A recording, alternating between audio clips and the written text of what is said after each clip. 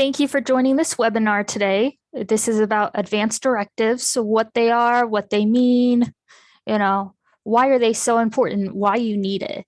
And today we are having attorney Stephen J. Lacey from the law firm of Lacey Lyons Rosanka speak on this issue and give you his feedback, as well as, what you can expect and how you can prepare yourselves for, getting your advanced directives in the correct manner.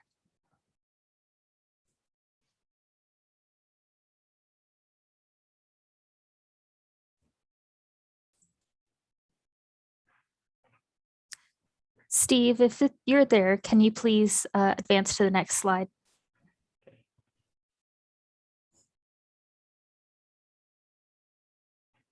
So attorney Lacey has been practicing law for over 20 years. He currently lives in Melbourne Beach, Florida. So if you do see him out and about, please do stop over, say hi.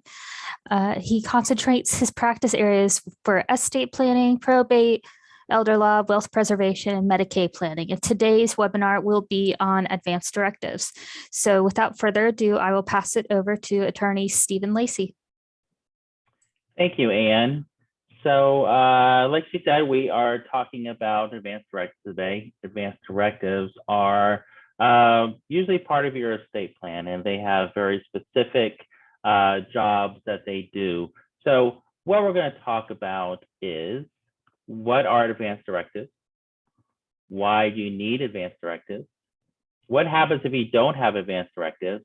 And what are some of the myths about advanced directives? We hear all sorts of stories from people on what they think an advanced directive is or what happens with the documents. And, we're here to dispel some of those myths so you have accurate information to apply to your specific situation. So just the basics of estate planning. Usually what an estate plan usually composes of is usually a trust, depending upon the size of the assets and some other goals that the client may have. Last will and testament, that's the formal legal document that outlines your last wishes. Power of attorney. So usually the power of attorney is over financial powers, where you name an individual to engage in tasks or transactions on your behalf. There's a healthcare surrogate, sort of like the power of attorney, but it's over your healthcare decisions. And then there's a living will. Living will is the document that basically where you're saying from beyond, let me go, do not continue to keep me on life support. So we'll go a little bit more over each of them. So again, power of attorney, healthcare surrogate, living will are the basic advanced directives. So let's start with the power of attorney. So the power of attorney is where you designate an agent to act for you legally if you can't do so.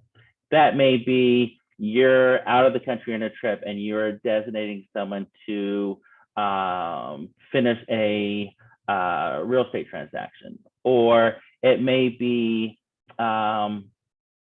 that you need someone to act for you on your behalf in front of the IRS. Normally what they're used for is where you're allowing somebody the person you designate to conduct legal or financial transactions on your behalf if you're unable. So we usually use this in as people age. That's the most common way to use it. When they may be in a position to where they can no longer act for themselves because of dementia, Alzheimer's, they may have a stroke, something along those lines, where they can no longer make decisions on their behalf. So that's where usually your agent steps in. The next one is a healthcare surrogate. Okay, so this is where you're designating someone to make your healthcare decisions for you if you can't make them. Okay, so anyone who's competent and at least 18 years of age can be a healthcare surrogate. So it's often good to discuss what your wishes are with your healthcare surrogate ahead of time, so they have a better understanding of what your intentions are when it comes to your healthcare. And then finally, there's the living will. Okay, so that is when you're in some end stage condition. And under our living will, 2 doctors have certified that there's no chance of recovery, which means that the only reason why you're still alive is because you are solely by machinery. And you may be in some sort of vegetative state, some sort of end stage condition. So sometimes people say, well, what if I just have a broken leg? Are they going to pull the plug? Well, no, you first have to meet the conditions of you're in a vegetative state and 2 doctors certify that you are not recovering from the vegetative state. That's when they're able to terminate those services by the production of living will. So a lot of times, or almost every time, when you go to the doctor or when you go in, especially when you go into the hospital, they ask if you have a living will. That's what this document is. So why do you need advanced directives? Okay, number one is convey your wishes to loved ones prior to significant medical surgery or end-of-life care. The merit to help you plan and let others know what kind of care you want. And that way your doctor knows what kind of treatment to provide to you. But where it really comes into play is to help avoid guardianships. Okay, so that's what we're going to go into, is what happens if you don't have advanced directives. So guardianship is a court process to where person is incapacitated, they can't speak for themselves. A person applies to be the person's guardian, okay? So the person who needs the help would be the ward. The person who is petitioning the court to provide assistance is the guardian, okay? So it's a very expensive process to go through. So the ward would need an attorney, as would the guardian, okay? And then there is a hearing to determine the person's mental health. And so part of that is the requirement under statute is that a doctor, a nurse, and a social worker has to come and provide an assessment of that person. So then there's a hearing on the person's mental capacity. And then if that person is proven that they do not have mental capacity to take care of themselves or to make decisions, then we're in a guardianship situation, okay? So then they say, okay, now we're going to a guardian. So the problem is that it may be the person, the last person in the world that you want to be your decision maker may be the person applying to be your guardian. So the court may appoint someone you do not want to have as your guardian. So by having good advanced directives, you're in control when you're not in control, okay? Because you've designated who you want to make decisions for you on your behalf. And then in our practice, we like to have backups because we never know what's going to happen in life. It drives me absolutely crazy when somebody comes in and they do not have backups. They just named the spouse. And unfortunately, that spouse may pass away. Documents haven't been updated. Person needs help. Now we're in a guardianship situation just because somebody did not name a backup to the guardian. And then I always like to be a backup to the backup, just for that situation. We don't know what's going to happen. We want to make sure we're overly prepared rather than underprepared. It's also important to keep in mind that you don't have to have the same 2 people be your power of attorney and your healthcare surrogate. People have lots of different gifts in this life. Some may be very gifted financially, but would be the last person you'd want to make healthcare decisions for you, and vice versa. Or it could be that, yes, this person is wonderful, they're great, but under a high pressure situation, such as a doctor comes out, their loved one needs a quick decision based upon what their medical condition is, that person may be in the corner crying their eyes out and can't come out to make that decision and listen to the doctors to make an informed decision. So a lot of people think this is, well, I'm just going to name this person, I'm going to name my son, I'm going to name my daughter, and I'm good to go. But a lot of thought needs to be given on whether those are the right people to make those decisions for you. You're also putting a lot of trust in them. They have the ability to make decisions for you right away under the power of attorney. Okay, so there used to be what's called springing powers of attorney, where your agent would spring into power when the person was established to be disabled. They did away with that back in 2010. So there's only the durable general power of attorney, which means that as soon as you execute that document, they may have some powers. Okay, so that's something to keep in mind. But the catch-22 is that you can't wait until you need it to execute the power of attorney, because then at that point you lack the capacity to enter into that agreement. Okay, so it's important that you give a lot of thought to who are you designating as your power of attorney, because you are giving them a lot of power.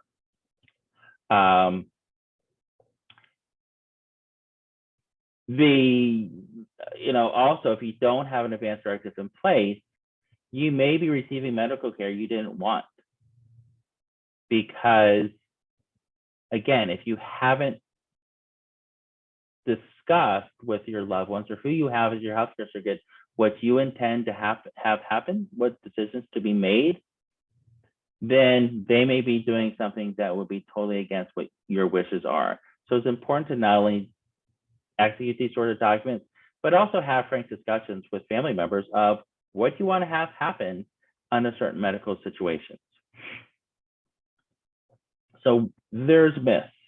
We hear lots of stories from people about the advanced directives, okay? So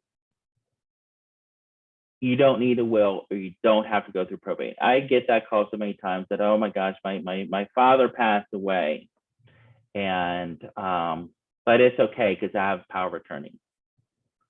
Well, the problem is that the power of attorney dies when the person passes away, okay? So at that point, the power of attorney no longer has any sort of power. Then at that point, we're in a probate situation, most likely, okay? So I often also hear, well, I have power of attorney, so we don't need a will. Well, no, because again, the power of attorney dies when that person dies. So they no longer have any power over your assets at that point. We often hear, if I name a healthcare surrogate, I've given up the right to make your decision, to make our own decisions. You always have the right. As long as you're competent, you're in charge, you're making your medical decisions. A doctor is not going to talk you in an appointment, you're fully competent, and you make a decision. They're not going to say, okay, well, who's your healthcare surrogate? Let me call them to make sure they agree. No, you're in control. As long as you're competent, you're making your healthcare decisions. Often hear, well, advanced directives are only for the elderly. Absolutely not. Okay. Once a person turns 18, and where their mom and dad can no longer speak for them, make legal decisions for them, you need a power of attorney, you need a healthcare surrogate. I've had some horrible situations to where a 20-year-old was home from college, was kind of messing around on the boat with his friends. They're out having a good time, and unfortunately the boat got out of control, and next thing we know, the poor kid is in a coma because the boat ran into the dock. It made it very difficult because of the fact that we had to get a guardianship established because he was over 18 in order for his parents to make decisions on his behalf. So as soon as the person turns 18, they need a power of attorney and healthcare surrogate and a living will, okay? Also, we hear, well, if you're married, you don't need a power of attorney. If you're married, you probably have own some assets jointly, okay? So if you're selling your house and both of you are on the title and there is not a power of attorney in place, when you go to sell the house, and if that loved one, if that spouse is in a nursing home, can no longer speak for themselves, the well spouse, the spouse who does not have an infirmary, cannot just automatically sign the deed to transfer the house. A guardianship would have to be established in order for that spouse to be able to execute the deed, okay? Or it could be IRAs. IRAs are held by the individual. They're not a joint asset. So therefore, if the husband has a very large IRA and the investment advisor needs to make some changes to it because of maybe market changes or asset classes or things like that, the spouse cannot speak for the spouse who's under the infirmary, who can no longer speak for themselves. So in that situation, without a power of attorney, they would need to have a guardianship in place in order for the well spouse to be able to control that account. So there's lots of myths out there. There's lots of assumptions out there, but hopefully this dispels some of those myths that are there. As I said, guardianship is what usually happens when you do not have these advanced directives in place, okay? It's also very expensive. It's usually $10,000 to $15,000 minimum to go through because of the fact that the court process, you have to have two attorneys involved, as I said before, one for the guardian, one for the ward. You also have to pay out of the ward's assets the cost for the nurse, the doctor, and the social worker to evaluate the mental capacity. Then every year, there is an accounting that has to be submitted to the court. So that's an expense as well. And then once the accounting is submitted to the court, you have to pay an auditing fee to the court as well.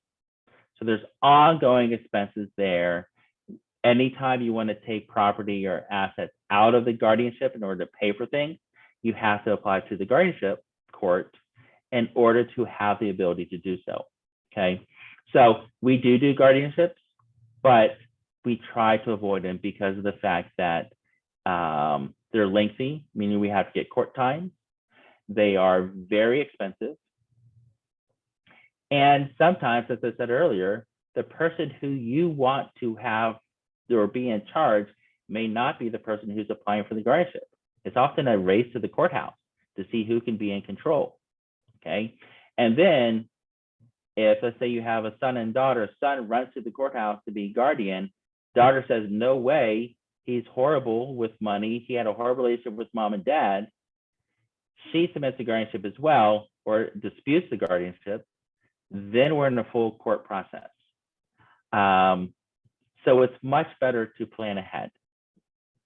Having the power of attorney, having the healthcare surrogate in place, making sure they're up to date helps us avoid guardianships, okay?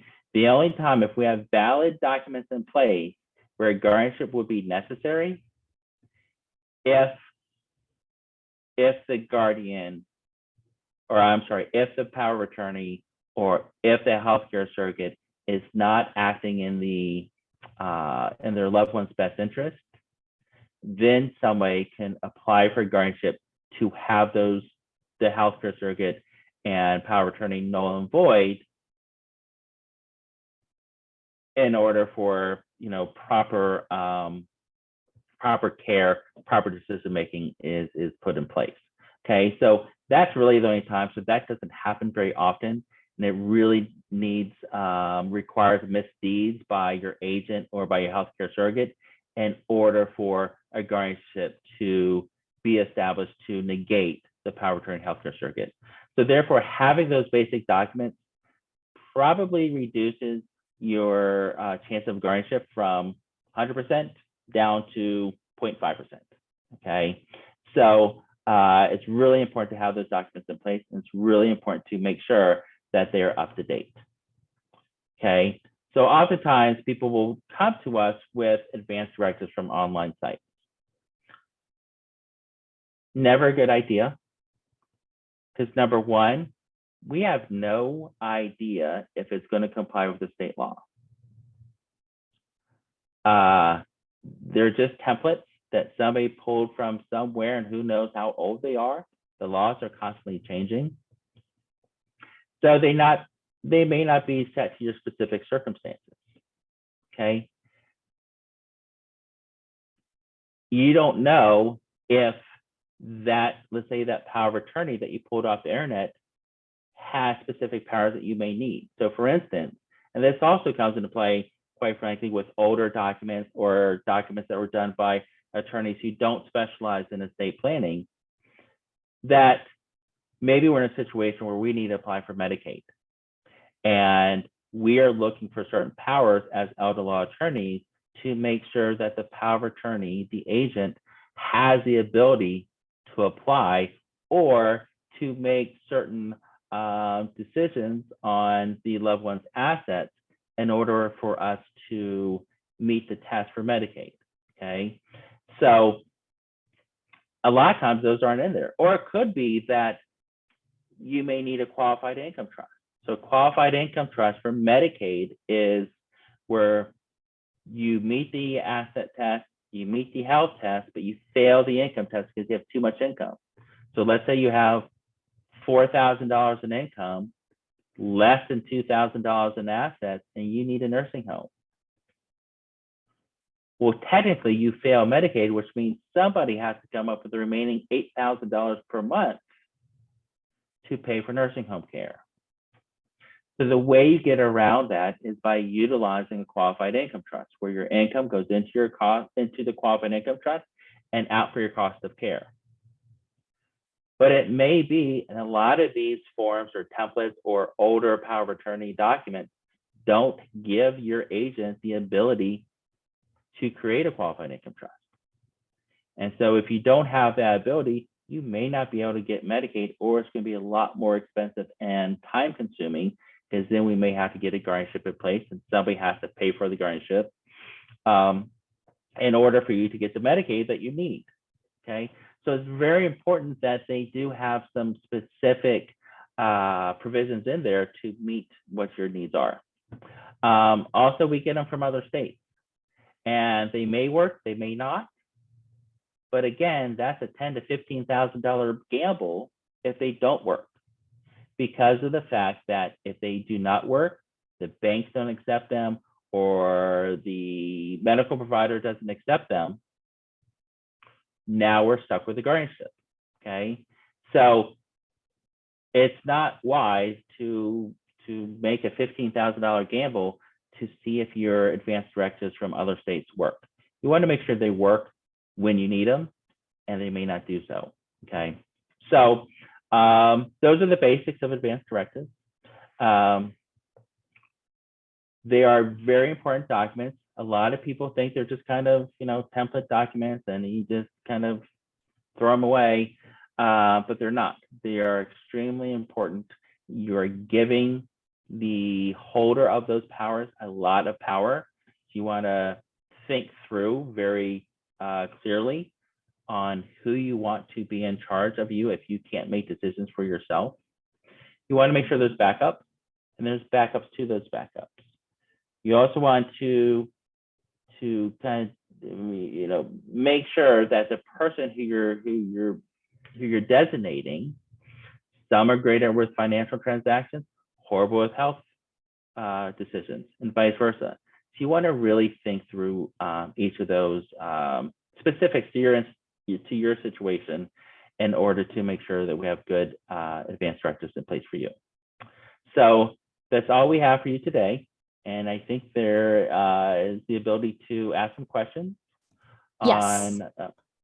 Yes. So if you have any questions, you can either type them in the chat box at the bottom of your screen, or you can unmute yourself and ask the question through your microphone. So we'll give a couple of minutes.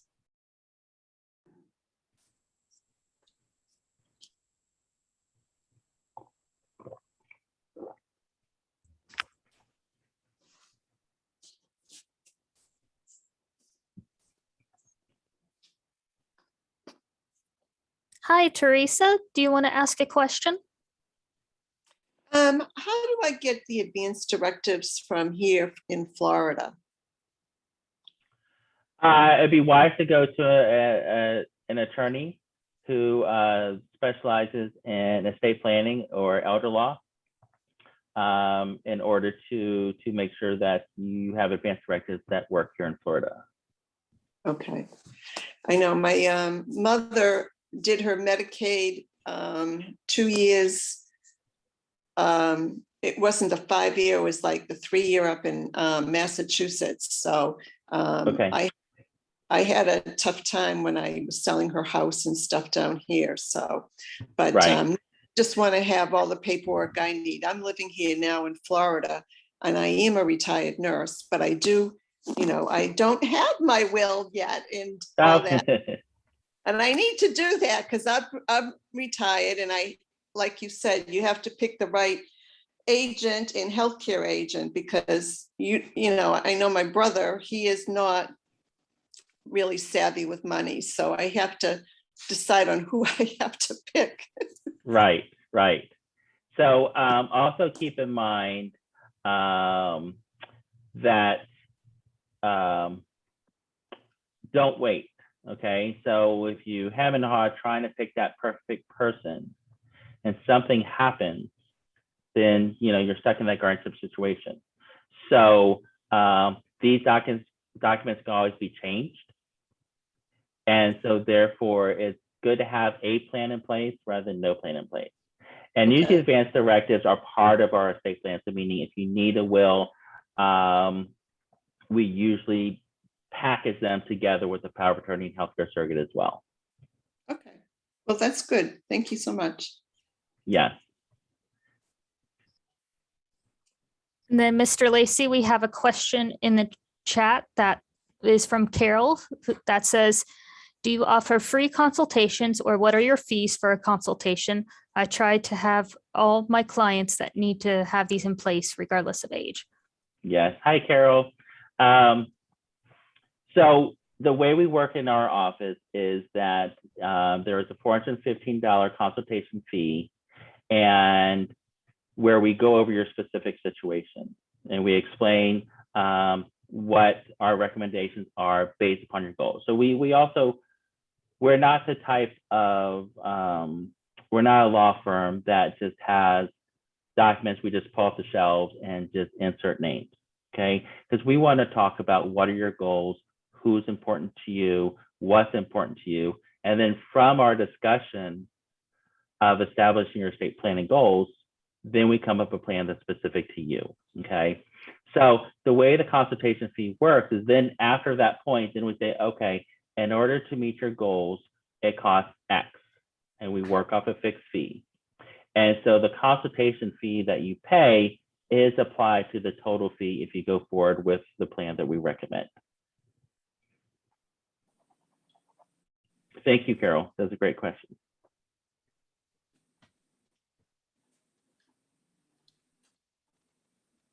All right, we have time for one more question. If you have a question, you can unmute yourself or you can type it in the chat box.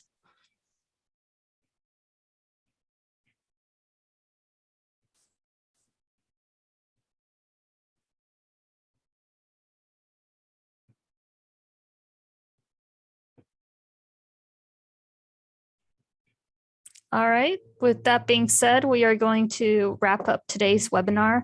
Again, on your screen is the ways that you can communicate with Attorney Lacey. You can email us, you can go on our website, or you can call our office number as well.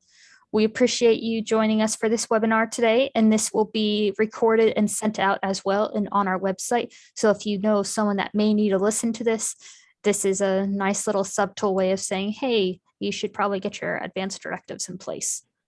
And thank you for joining us. Thank you, everyone. Hope you have a